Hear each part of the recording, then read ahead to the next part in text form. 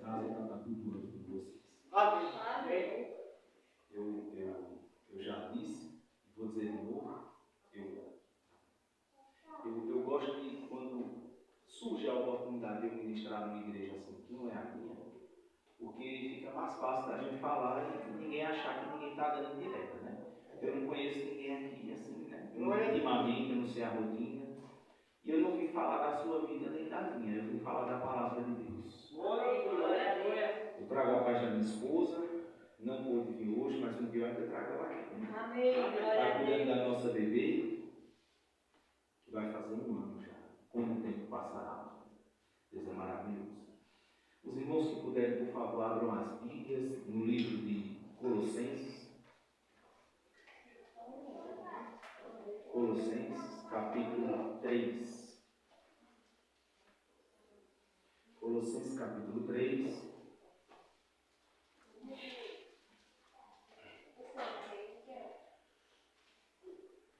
Eu quero dizer aos irmãos que é um privilégio servir a Deus. Eu sei que é estreito, eu sei que é sofrido.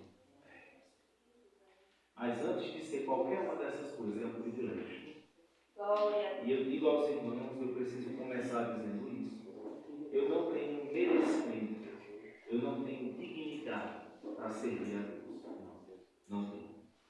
Mas pela misericórdia e pela graça dele, ele nos perdoa e nos leva a lugares para fazer a obra dele. E eu fico muito alegre com isso. Colossenses capítulo 3. Os irmãos acharam? A gente vai ler a partir do verso 12. A gente vai ler do verso 12 até o verso 15. Amém? Amém. Diz assim a palavra do Senhor.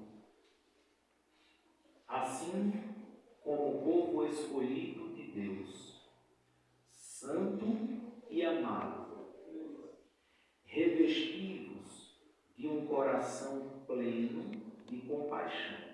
Em outra tradução, talvez esteja misericórdia, bondade, humildade, mansidão e paciência, suportando-vos uns aos outros e perdoando-vos mutuamente, caso alguém tenha algum protesto contra o outro. Assim como o Senhor vos perdoou, assim também procedei. Acima de tudo, no entanto, revesti-vos do amor, que é o elo da perfeição. Seja a paz de Cristo o juiz em vossos corações, tendo em vista que fostes convocados para viver em paz, como membros de um só corpo, e sejam agradecidos. Amém? Amém. Eu gostaria de repetir o verso 3. Só o comecinho, que diz assim: suportando-vos uns aos outros e perdoando-vos mutuamente, caso alguém tenha algum protesto contra o outro. Amém? Amém. Queria que você curvasse a cabeça. Eu já fui orado, mas eu gostaria de fazer uma oração. Soberano Deus, eterno Pai. Pai amado, nós nos reunimos aqui hoje para cultuar, para adorar ao Senhor. Eu sei que tantas são as coisas em nós que impedem o Senhor de receber a nossa adoração. Mas eu te peço, Deus, em nome de Jesus, que nesse momento, nessa noite, o Senhor não olhe com um olhar de punição, com um olhar de ira, Pai. Que o Senhor olhe através dos olhos de Cristo, que é o nosso mediador. Que o Senhor possa olhar através do sacrifício de Jesus Cristo para usar de misericórdia conosco. Perdoa nossos pecados, Senhor. A tua igreja está aqui para ouvir a tua palavra. A tua igreja é a noiva do Senhor Jesus, não é a minha, Senhor. Então, que eu não venha falar de mim. Eu sei que eu sou indigno de estar diante do Senhor, mas eu te peço, Pai, por amor à tua igreja, me usa, gasta a minha vida nessa noite, para que o o teu nome seja glorificado e a tua igreja seja edificada. É o que eu te peço e crendo, eu te agradeço em nome de Jesus. Amém. Meus irmãos, a carta de Paulo aos Colossenses é uma carta cristocêntrica. O que é isso? Vamos começar. Hoje em dia, já tem um certo tempo, na verdade, mas hoje em dia está mais evidente. Hoje em dia está mais evidente. As pregações, os ensinamentos estão sendo mais antropocêntricos. O que é isso? Antropocêntrico é quando o que está no centro é o homem. E quando eu digo homem, eu me refiro ao ser humano. Hoje em dia, as pregações são mais antropocêntricas, as mensagens são antropocêntricas. Se você observar, até o louvor, os hinos que são cantados são o homem, o ser humano, a necessidade dele no centro da mensagem, do tema do louvor.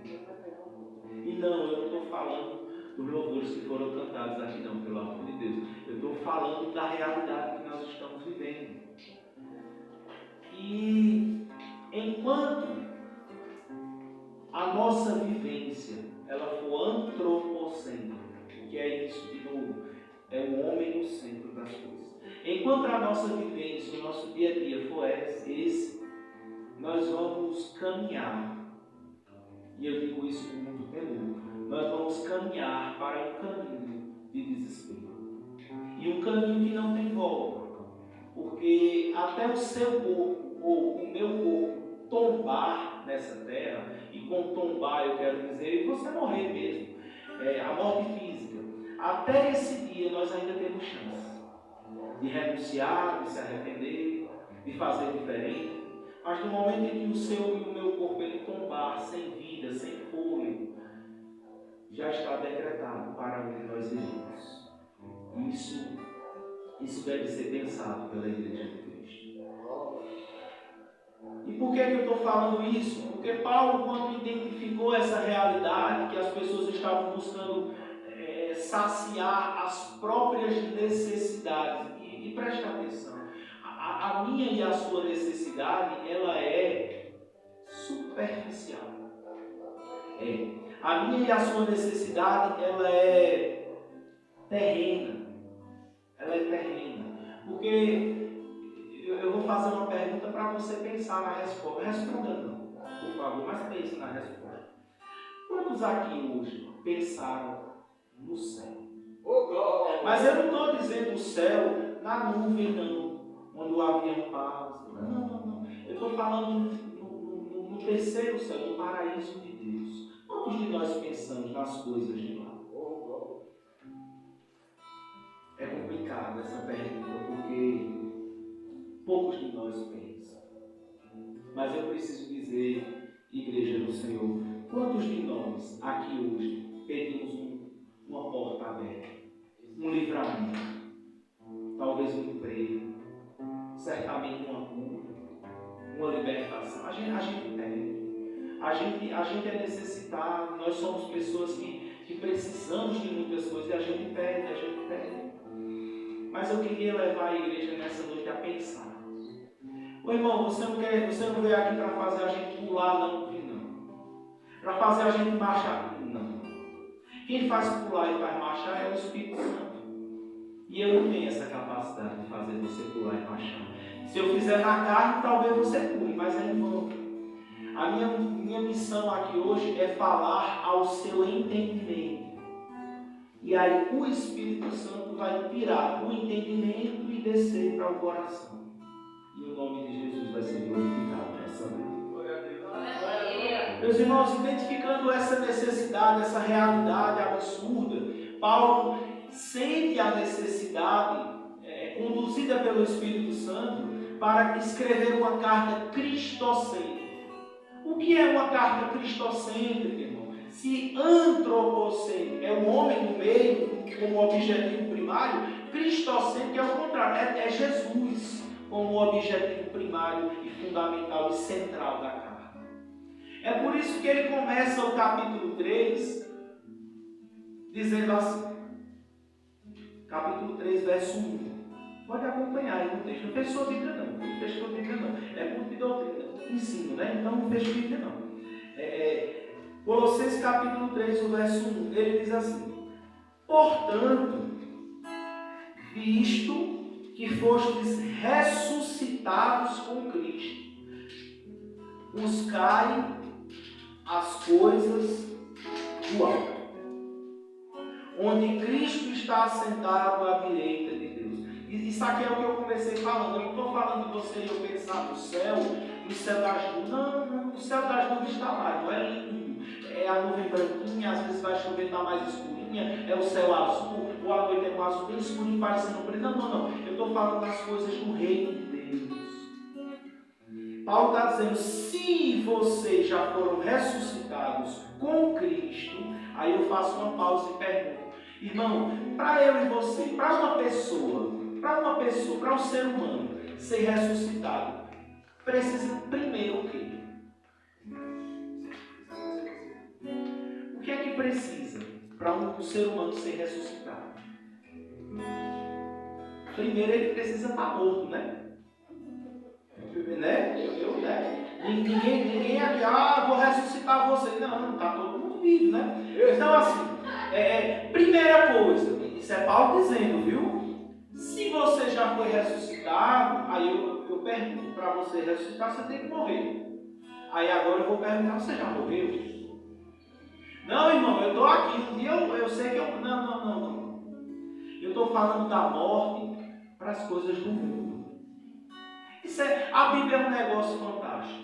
Porque a Bíblia, quando foi escrita, não tinha isso de capítulo, nem tinha isso de versículo. Aí a gente fica preso nos capítulos, a gente não consegue entender o que o autor está falando.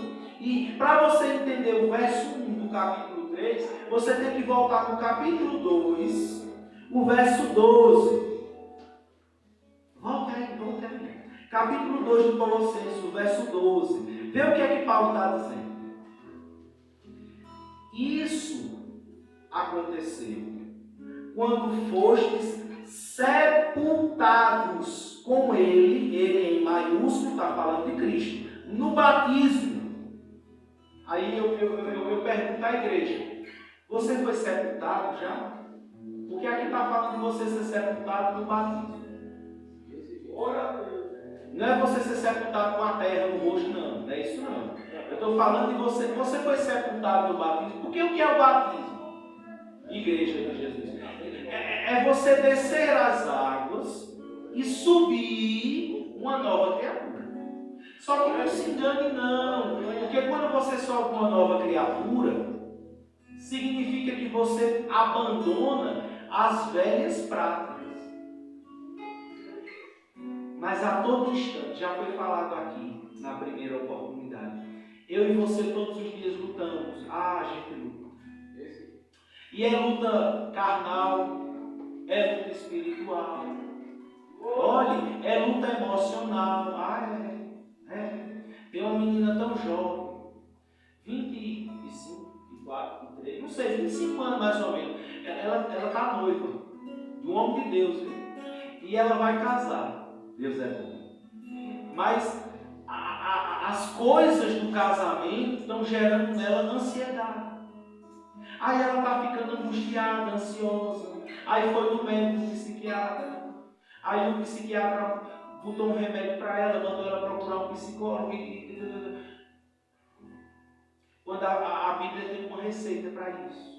E diz assim: lançai sobre mim as vossas ansiedades e inquietações. Só que é por isso. Isso é interessante, porque não é mistério, não. Era mistério. Aí Jesus veio e revelou tudo. Porque a Bíblia diz que tem resposta para tudo. Tem para tudo. Só que a gente não conhece. A gente conhece. Infelizmente a gente não conhece. É difícil. A Bíblia diz que o povo padece. Padecer é sofrer. Sofre porque não conhece. Lá em Amós. É Amós ou é Joel? Um dos dois, acho que é Amós. Né? E aí fala que o povo padece, sofre porque não conhece. Aí eu pergunto, você conhece a palavra de Deus? Agora preste atenção, eu não estou perguntando se você conhece, para você vir aqui pregar. Eu também não sou pregador, não, irmão. O pastor José, um irmão do meu, me chama aqui pela misericórdia e pela graça de Deus. Mas eu não sou um homem, não sou não. Eu venho aqui com a graça de Deus. Porque se eu viesse com coisa que eu tenho. Eu sou tão ruim, irmão, vocês não sabem. A natureza da gente. Se a gente não vigiar, como já foi falado, é fácil vigiar? Não? É não. Se a gente não vigiar, a gente é um negócio. Só Jesus para amar a gente, viu?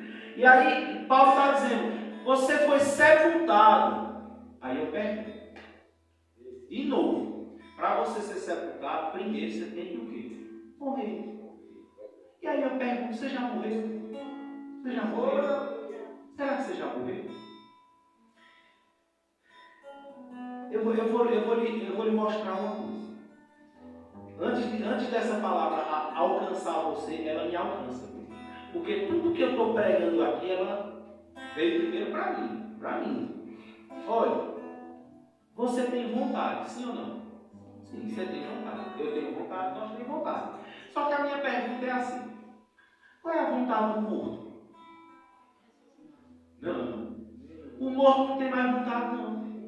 A gente que está vivo quer que ressuscite um ente querido que morreu. Mas o morto não tem mais vontade. Ele não tem fome, ele não tem sede. Ele gostava de namorar, não gosta mais. Porque não tem vontade. Ele gostava de tomar uma cerveja, não tem mais a vontade. Ele gostava de visitar os parentes, não tem como, não tem mais, morreu.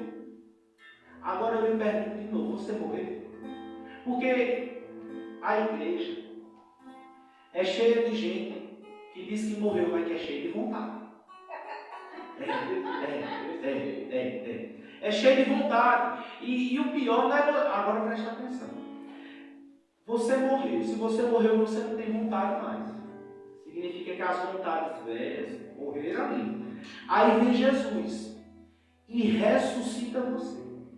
Estou falando escatologicamente no dia da ressurreição. Não, eu estou falando que você é sepultado no batismo e quando você sobe daquelas águas, você sobe uma nova criatura. Isso é uma ressurreição, igreja. E aí a pergunta é, se você já foi ressuscitado, aí a gente volta para o capítulo 3. Capítulo 3, verso 1. Se você, visto que vocês já foram ressuscitados com Cristo, buscai o conhecimento do alto, buscai as coisas do céu, buscai as coisas de Deus. Aí vamos para o capítulo 3, verso 12, que foi o que a gente leu inicialmente. Aí Paulo está dizendo assim como o povo escolhido de Deus, eu e você, agora tem um sim, e um se forte. Se eu e você já morremos e já fomos ressuscitados para Cristo, nós somos o povo escolhido de Deus. Isso é bênção, viu? Só que aí ele diz duas palavras aqui depois disso. Povo escolhido de Deus. Aí ele diz duas palavras. Quais são? Santo e amado. Eu vou repetir. Santo e amado. Paulo está falando do povo, ou seja, de mim e de você. Você é santo? O que é santo? Santo é alguém que não tem pecado. Então a gente já entende que não tem ninguém santo. Mas a Bíblia está querendo dizer o quê? Santo, na verdade, significa, como a pastora falou, ser separado. De quê? Perto de Cristo. Do pecado. Você é separado do pecado? Deixa eu lhe dar uma notícia. É uma notícia minha, mas é verdadeira. Isso é bíblico.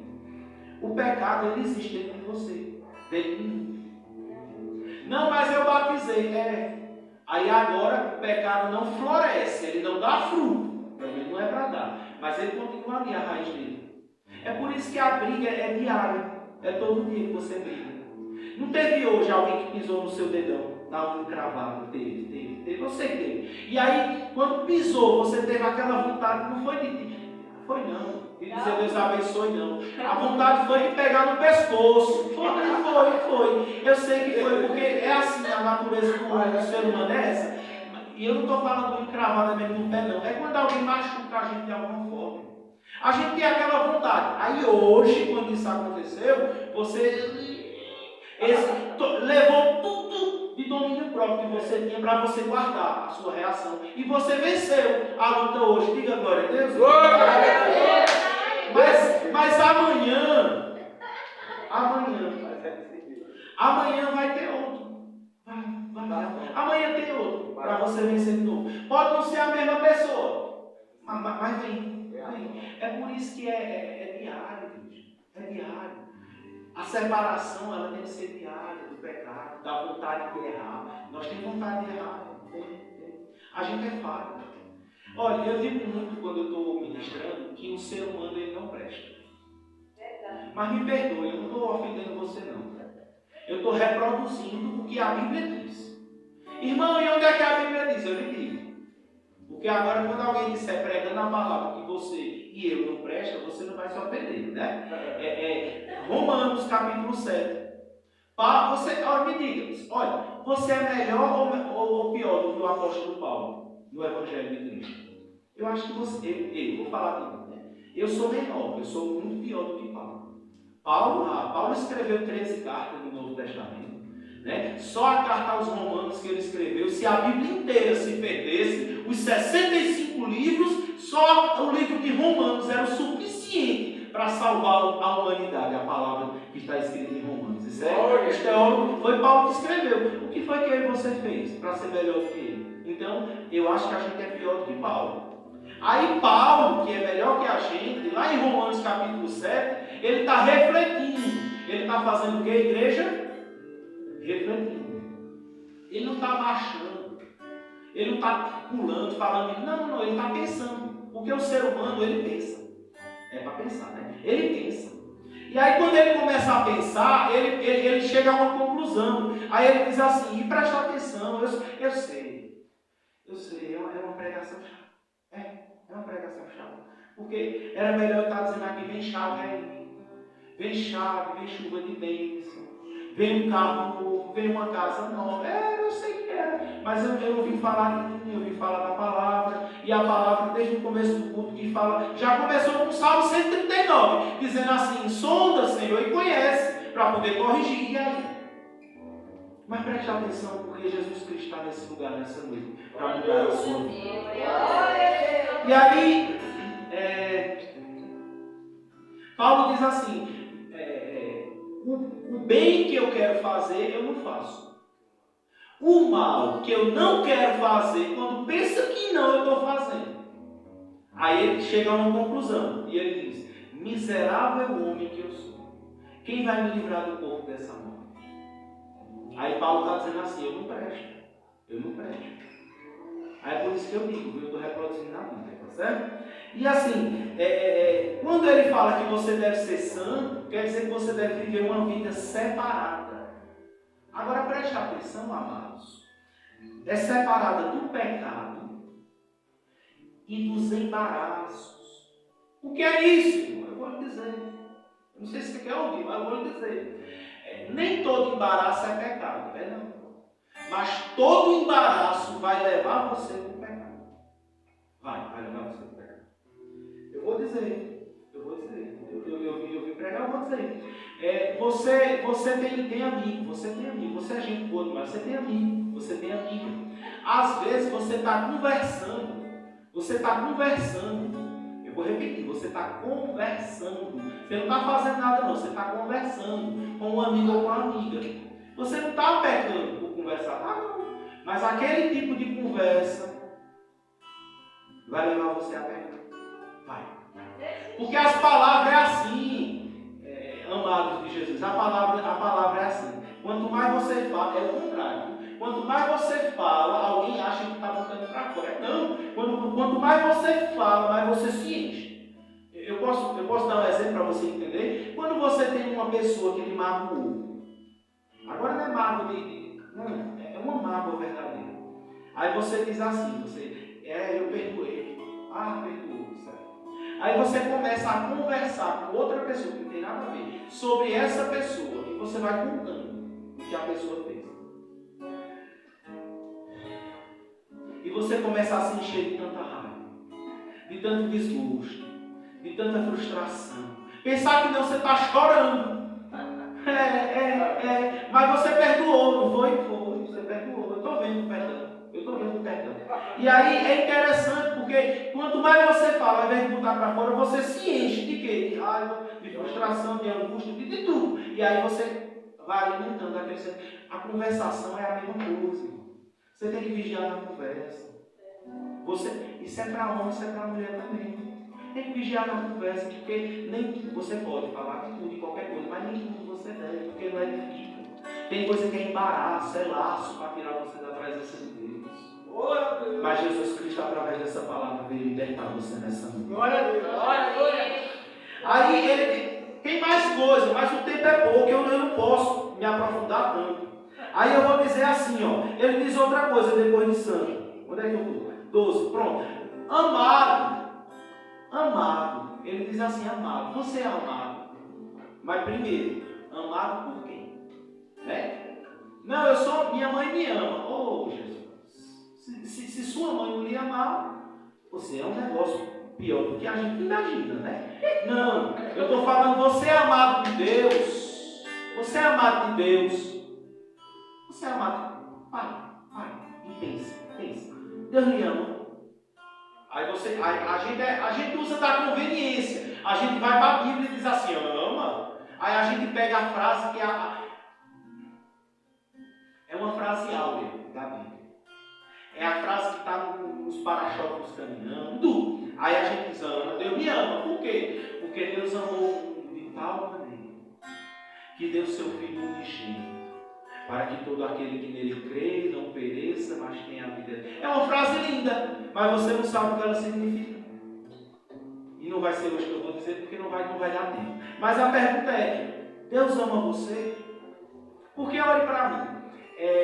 A Bíblia diz, eu não sei se é aqui em Colossenses ou se é lá em Gálatas, mas diz assim, eu e você, outra hora, nós éramos inimigos de Deus. Ah, filho, você acha que Deus ama o inimigo dele? Eu e você devem amar o nosso inimigo. A Bíblia diz assim, olha, suporta e vai amando. Porque tu acha que teu inimigo é aquela vizinha infeliz fofoqueira, mas não é não. O inimigo, a guerra não é contra carne nem sangue, é contra o principado, potestade e os dominadores malignos. Mas a gente acha que é o vizinho, a gente acha que é o patrão. E tem patrão que é esse, viu? Mas aí você precisa entender, você é amado de Deus, porque a Bíblia diz que em outro tempo você era inimigo de Deus. Por quê? Por causa das vossas obras. Aí agora você quer saber se você é amado de Deus? Quer, irmão? Faça uma análise. Que análise? As suas obras. As suas obras agradam a Deus? As suas obras honram a Deus? As suas obras aproximam você de Deus? Eu vou dizer, as suas obras aproximam outras pessoas de Deus?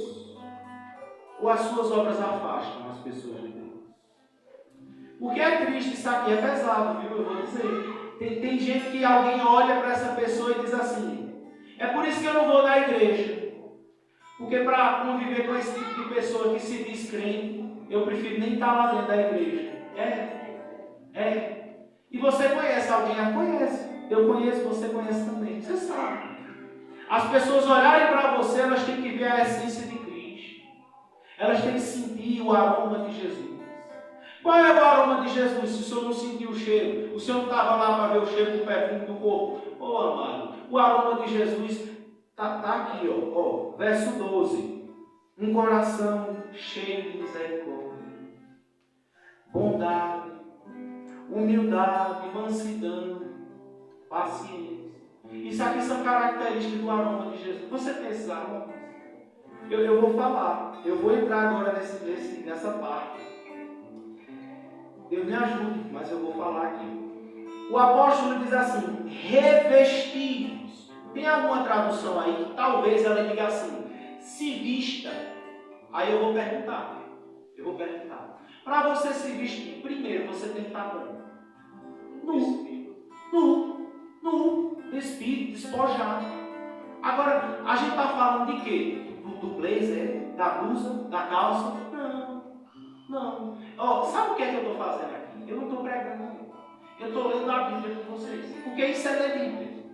É você ler e não passar direto no automático. É você ler e brigar com o texto. Para quê? Para poder entender o texto. Aí aqui está falando, para você se vestir, você tem que primeiro ter tirado de você. Tirado o quê, meu amado? Você está com a Bíblia aberta. Colossenses capítulo 3, o verso 5. Olha aí o verso 5. O apóstolo diz assim: sendo assim, fazei morrer, em outra tradução está assim, despojai-vos, tirai-vos, despispas,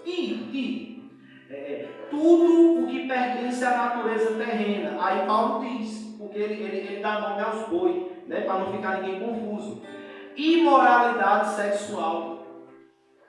Você já abandonou a imoralidade sexual? Você sabe pelo menos o que é imoralidade sexual? Porque alguém acha que imoralidade sexual é prostituição, e não é só isso não.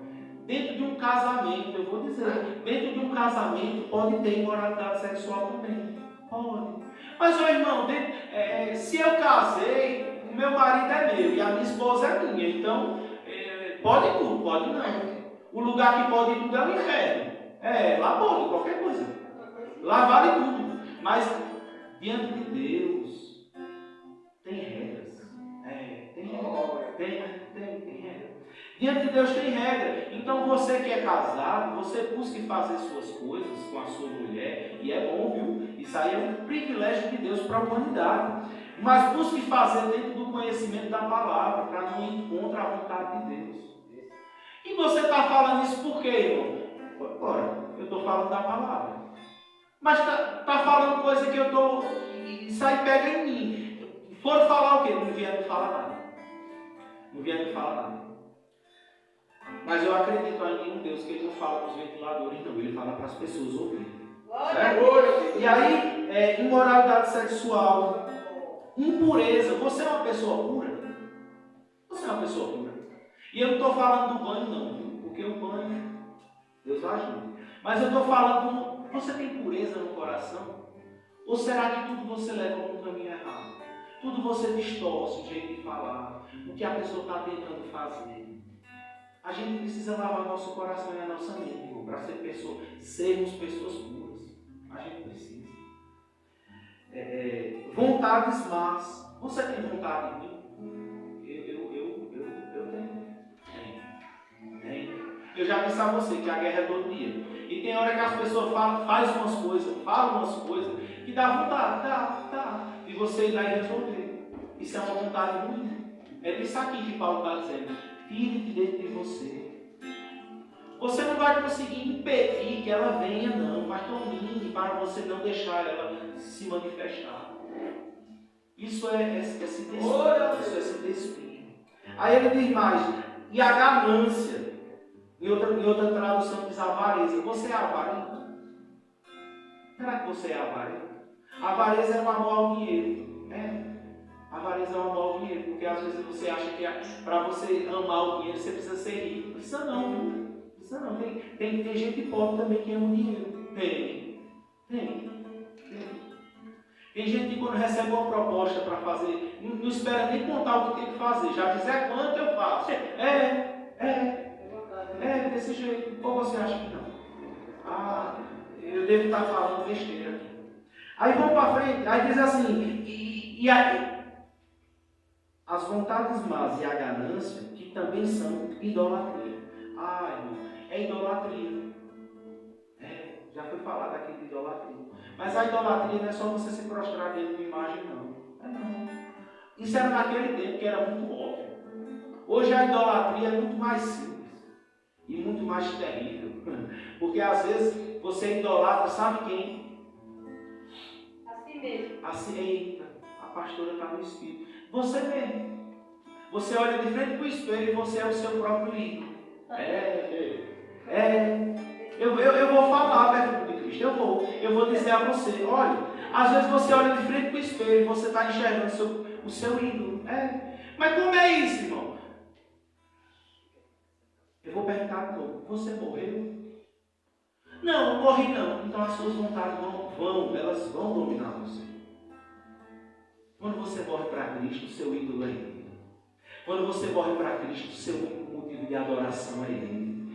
Quando você morre para Cristo e ressuscita por Ele, você bota uma roupa, você não pensa numa roupa. Me ajuda isso aqui, Jesus. Você não pensa nem no seu marido primeiro, você pensa primeiro em Jesus. E está errado eu pensar no marido, tá não, filha.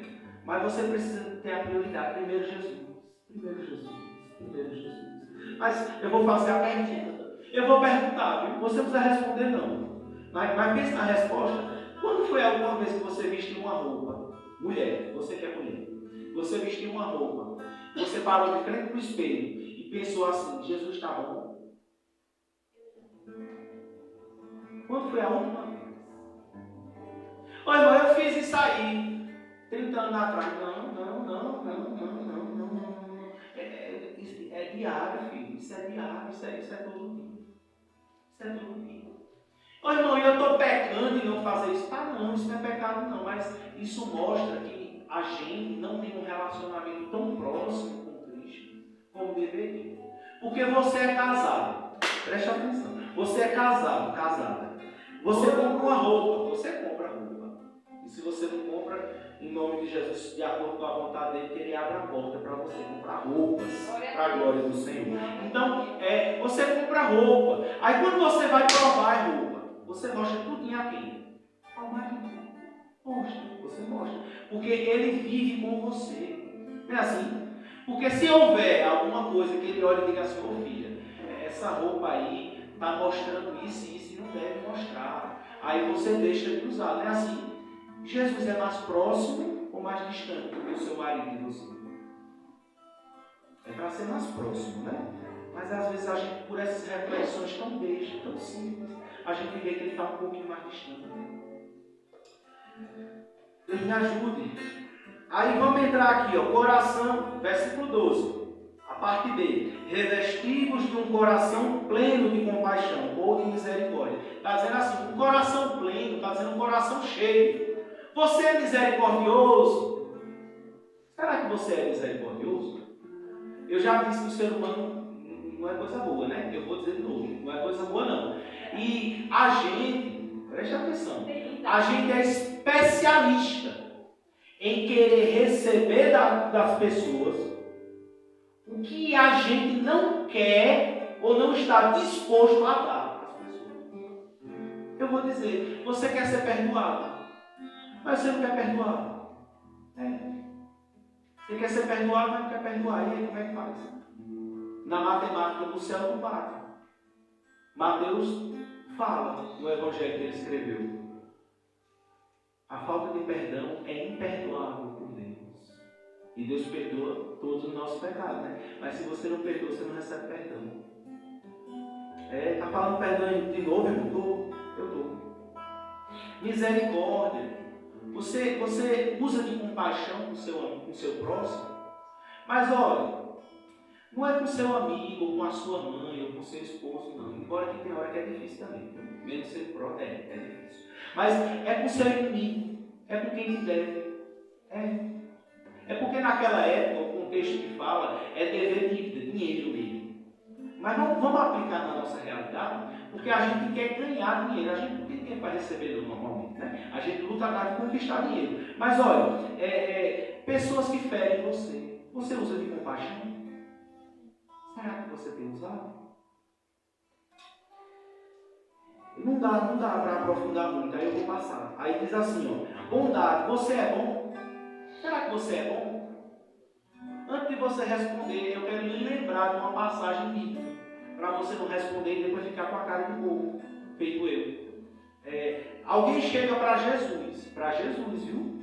Chegou para quem? Para Jesus. Você é melhor, eu vou usar uma palavra, uma expressão errada, gramaticalmente. Você é mais bom. Ele não existe mais bom, é melhor. Mas eu estou falando da palavra bom. Você é bom, então eu vou usar assim. Você é mais bom do que Jesus? Eu acho que você não é ousado de dizer que é, né? Ninguém. Aí alguém, quando ele estava aqui na terra, diz assim, chega para ele, diz assim, bom mestre.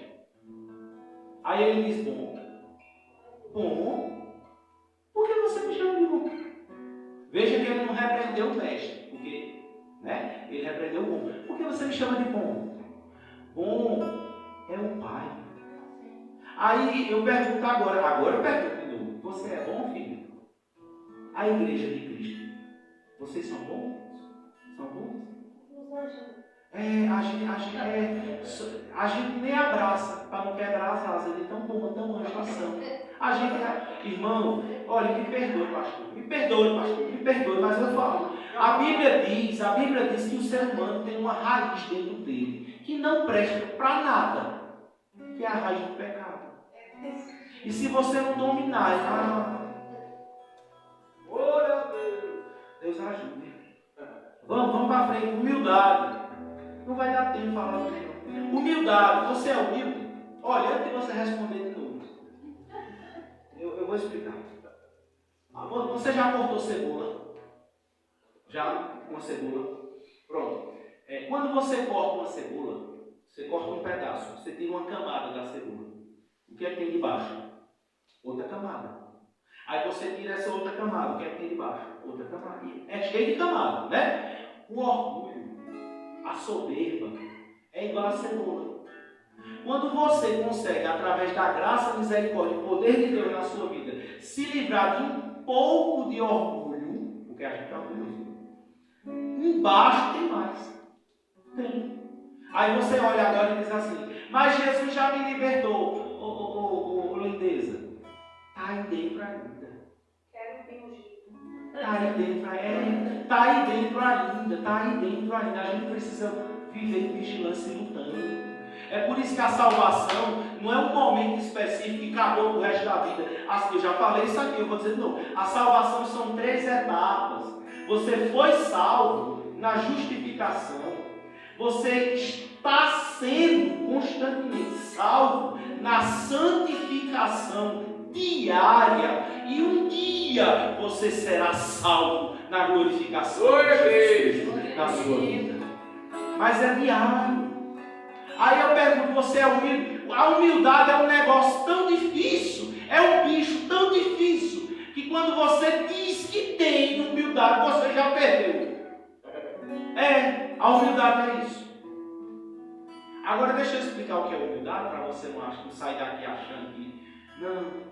A humildade não tem a ver com dinheiro. Porque tem gente que acha que só quem é humilde é pobre. Não. Tem pobre soberbo, viu, igreja? Tem pobre. Vou não falar disso não. Vou entrar no texto. Tem pobre que é complicado. Não tem a ver com dinheiro. Não tem a ver com roupa. Não tem a ver com carro. Não tem a ver com carroça. Não tem não. A humildade é mais ou menos o que a Bíblia está dizendo. É mais ou menos assim. A humildade de Cristo. Porque a gente não tem nada de bom em nós não. O que a gente tem de bom é porque é virtude, qualidade do Espírito Santo. Aí a humildade de Cristo, eu vou lhe ensinar o que é a humildade hoje. É você calar quando você tem o direito, o poder, a autoridade de falar. Você é humilde. Eu vou dar um exemplo bíblico, porque se eu falar aqui, não adianta. Eu vou para a Bíblia. Jesus. Então, se eu falar muito de Jesus, filho, é porque aí eu vou falar de quem? Eu vou falar de quem se não for de Jesus? Jesus, ele foi crucificado, sim ou não? Mas antes de crucificar, bateu nele, bateu. Humilharam ele, humilharam. A sala de tortura, você não sabe o que era a sala de tortura de antigamente. Não é feito hoje não, que vão ser interrogados aí, feito os filmes de polícia. Aí dá 2 batidas, bate com a cabeça do cara na mesa e eu entrego. Não. A sala de tortura era um negócio diferente. O historiador Plínio, o historiador Plínio, ele vai dizer que uma pessoa dificilmente ela saía viva da sala de tortura. Porque quando ela entrava, ela ia ser chicoteada. Você já apanhou de 5 perto de Cristo? Mas não é de 5 não, que ele judiava. Não, era com chicote. Mas não era chicote de couro feito de 5 não. Era um chicote que no finalzinho de cada tira do chicote tinha pedaço de osso ou pedaço de ferro. Quando batia a primeira que puxava, já vinha rasgando. Isso era tortura. Era. Quando o réu saía vivo da sala de tortura, as pessoas dizem, os historiadores, que às vezes dava para ver os órgãos pelas costas. Era. Foi dessa daí que Jesus levou por mim e por você. Foi. Aí Jesus, antes de ser crucificado, ele passou por isso daí, coisa bem boa de passar. Aí quando crucificaram ele, pregaram ele na cruz, aí veio um ser humano. Veio tanta palavra na cabeça de nós, a gente tem que frear. Veio um ser humano. Parou debaixo da cruz, olhou para cima, afrontoso, e disse assim: se você é realmente o Filho de Deus, desce daí. Está na Bíblia isso aí, tá, pastor? Está na Bíblia. Se você é Filho de Deus, desce daí.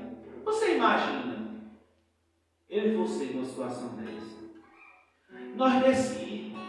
E nós descia já no cavalo de guerra. Descia, com a espada na mão, não era nem era na mão. Nós já descia para pegar mesmo. Aí Jesus é diferente. Jesus escuta, sente a dor, porque ele, palavra machuca, viu? Ele escuta, sente a dor. Aí ele faz o quê? Pai, perdoa. Ele não sabe o que faz. Eu e você está muito diferente disso. Não queira se enganar, não. A gente está muito distante dessa realidade de Cristo, viu? Isso é humildade. Aí a minha pergunta é: você é humilde? Será que você tem sido humilde? Porque às vezes você leva um fechão no trânsito. Alguém passa rápido na sua frente, você empurra a mão na mãozinha, você baixa o vidro e chama até de abençoado. Eu e você, é assim. Às vezes na igreja, alguém, sei lá, numa oportunidade fala uma coisa da palavra, você acha que foi com você, foi muito direta, e aí você guarda aquilo ali no coração, começa a levantar uma fofoca, começa a levantar um negócio, e sai na humildade. Isso é humildade. A igreja de Cristo tem que ser humilde. Tem tanta coisa para falar de humildade, mas não dá tempo. Eu vou falar agora aqui, de mansidão. Eita, é melhor ficar na humildade, né? Mas vamos falar de mansidão. Você é manso? Você é manso? E você que é mulher, você é mansa? Pantera de Jesus. Onça de Jeová. Você é mansa? Onça de Jeová.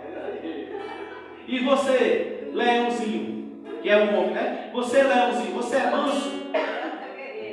Será que você é manso, filho? Porque o homem não é manso. Eu não estou falando do ser humano, não. Estou falando do homem mesmo agora. O macho. O macho é um negócio complicado. Porque o homem, ele vai para a Bíblia. Aí ele diz: mas a mulher tem que ser submissa. Tem. E você, homem, varão, você é manso? Porque a mulher, para se submeter a você tem que ser manso. Né? Não, eu tenho que botar moral, filho. A moral não é com grito, não. Qual foi o grito que Jesus deu? E ele tinha toda a autoridade no céu e na terra. Glória a Deus. Você é manso. Quando chega uma coisa diferente do que você pensa, você age como? E você, mulher, você é mansa dentro de casa? Eu vou dizer. Você é mansa dentro de casa? Você é mansa com seu marido? Porque eu sei, olha, irmão, presta atenção. Eu sei que o homem é bênção. O marido é bênção. Mas tem dia que ele faz força. Eu sei, eu sou homem, eu sei. Eu sou casado, eu sei. Tem dia que eu olho para o rosto da minha mulher e eu vejo. Ela não fala nada não, mas eu vejo que ela está me suportando. Vejo, eu sei. E não é porque eu estou xingando ela não, o perfume de Cristo, não. Porque para a glória de Deus eu nunca tive esse tipo de relacionamento não. E agora que eu sou cristão é que eu não tenho mesmo. Mas eu quero que você entenda, às vezes eu sou chato. Vocês estão vendo que eu sou chato. E aí eu cobro as coisas, porque eu vejo as coisas erradas. Eu sou sacerdote do lar. Você também, o homem você é sacerdote. Você tem que cobrar as coisas, mas você tem que saber como cobrar. Você quer cobrar com grito. E tem gente que só faz cobrar. Aí você chega hoje e cobra. Aí amanhã cobra. Aí depois de amanhã cobra. É torcedor do Santa Cruz. Só pode. Porque tudo cobra. E não é assim, filho. Tem a hora de cobrar. Tem a hora de elogiar. Ah, você tem que aprender a lidar com a sua esposa. Mas Jesus Cristo está aqui nessa noite. Ele quer ensinar você. E aí, você é manso. Não, tão manso, né? Você é manso, você consegue dominar. Olha, preste atenção. A Bíblia fala de Moisés, lá em Números.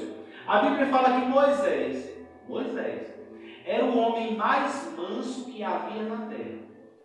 Você não sabe o que é isso, não? Moisés, ele não era feito do pastor José, não. Porque o pastor José, no dia normal dele, ele interage com, vamos dizer que com 100, 200 pessoas no dia. Porque tem a padaria, né? Vamos dizer que com 200 pessoas, os clientes, o pessoal da igreja, as ovelhas, o pessoal da igreja, todo mundo, ele interage. Moisés, ele interagia todos os dias com aproximadamente 3 milhões de pessoas. Era o povo que estava sob os cuidados dele todo dia, viu, pastor? No deserto. Era o povo hebreu.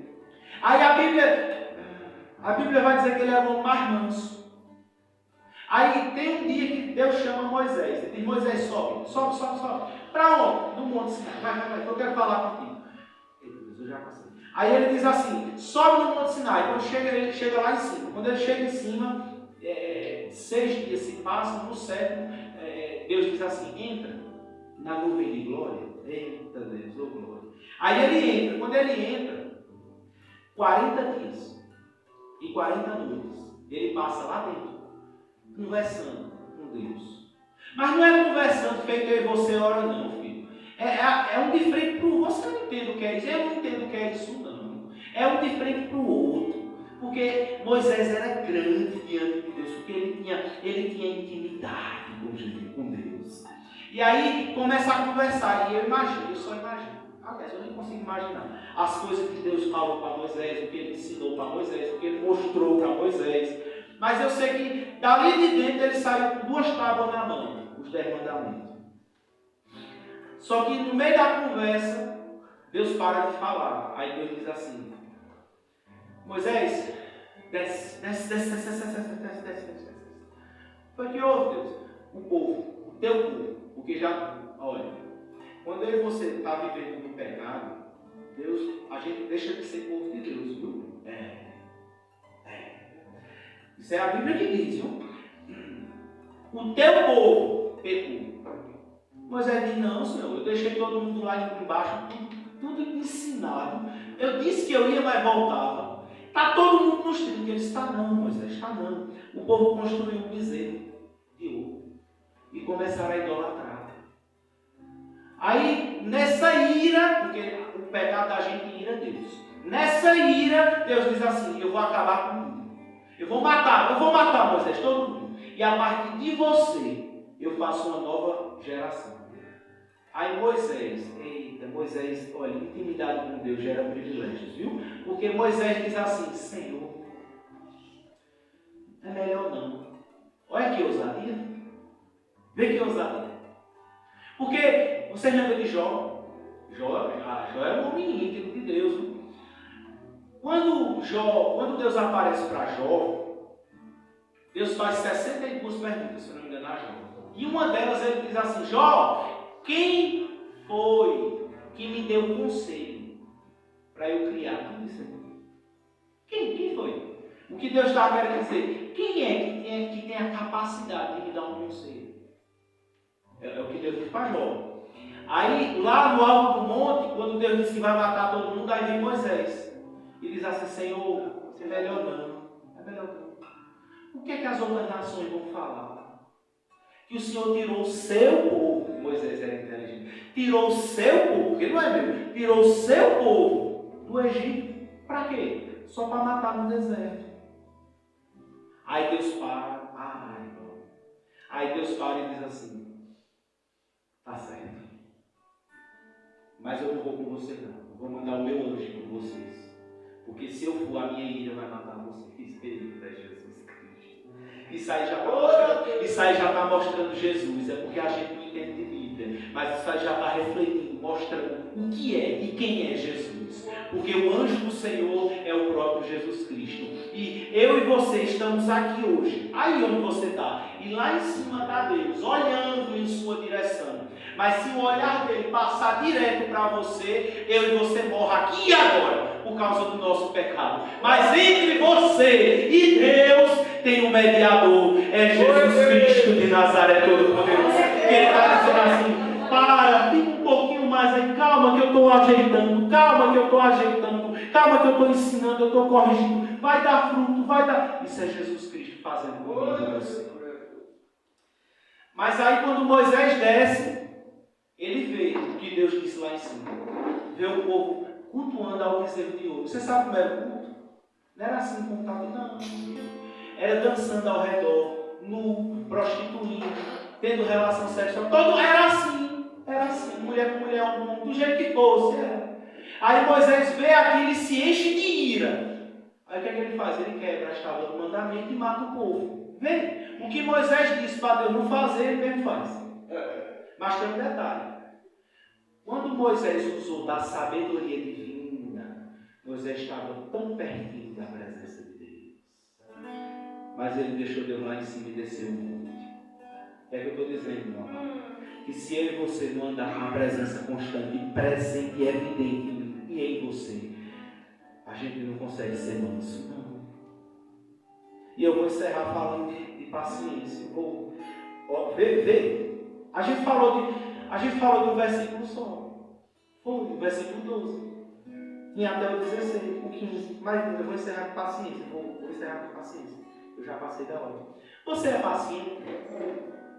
Será que você é paciente? Porque talvez para você acha que é paciente. Mas deixa eu te explicar uma coisa. Você sabe qual é a fórmula, a receita. Quem faz bolo sabe que tem que ter uma receita. Quem cozinha um prato tem que ter uma receita. A receita da paciência, você sabe qual é? Está lá em Romanos, capítulo 5. Acho que é o verso 2. Vai dizer assim: é a tribulação. Quando Deus quer lhe dar paciência, Ele permite tribulações, dificuldades, adversidade na minha e na sua vida, para lhe acrescentar paciência. A paciência é necessária para você se relacionar com as pessoas. Porque Paulo, nesse capítulo aqui, nesse pedaço do texto aqui, ele está falando sobre o relacionamento entre as pessoas. Porque você já pensou em se relacionar com as pessoas sem essas coisas? Quais coisas, irmão? Compaixão, com misericórdia, bondade, humildade, mansidão e paciência. Você já imaginou como seria o relacionamento seu com qualquer pessoa sem essas coisas? Ninguém podia falar nada, que você estourava, gritava, xingava, matava. Você sempre estava querendo trapacear e ganhar algo em cima de alguém. Você não perdoaria ninguém. Isso é o convite que Paulo está fazendo para o cristão. Vocês são cristãos, irmãos? Ele está convidando vocês para terem essas coisas. Para usarem essas roupas. Porque são roupas. Qual é roupa, irmão? A gravata? Não. O paletó? Não. A misericórdia, a paciência, a humildade, a mansidão, a bondade. Ele está convidando vocês a usar essas coisas. Porque se você não tiver essas coisas para usar, como é que vai ser seu relacionamento? Dentro de casa. Você já imaginou um casamento sem mansidão? Já? Ah, eu não sou casado não. Tá certo, você tem pai? Tem. Pronto. Um relacionamento do pai com um filho. Ou do filho com o pai. Sem mansidão. Porque o filho não quer ouvir o pai. Quer não. Quer não, viu, irmão? Quer não. O filho não quer ouvir o pai. Quando está na idade dizendo, ainda discuta, mas quando pede um talo, não está lindo. Que coisa boa. Já acha que sabe de tudo. E não quer mais ouvir o pai. Quer não. Aí se o pai não tiver mansidão, se não tiver paciência, se não tiver bondade, vai matar o filho do cacete. Vai. Eu acho que o microfone desistiu de mim. Mas eu vou. Pronto. Eu já vou encerrar. Então, o apóstolo, ele desistiu. Então, o apóstolo Paulo, ele está convidando eu e você para vestirmos essas roupas. Porque sem essas roupas, a gente não consegue se relacionar da forma que Jesus Cristo quer e ensinou para eu e você se relacionar. Isso é dentro da igreja, isso é dentro de casa, isso é na escola, isso é no trabalho, isso é na rua, isso é na praça, isso é onde for. Então que a gente possa refletir sobre isso aqui que foi falado hoje. É muito certo que não era o que você queria ouvir, eu tenho certeza. É sim. Porque essas coisas, ninguém quer não ouvir essas coisas não. Mas eu falo, porque eu tenho um compromisso com Deus e com a palavra. Não é com você, o seu ego. Mas que você possa entender que isso aqui é a opção. Deus nos chama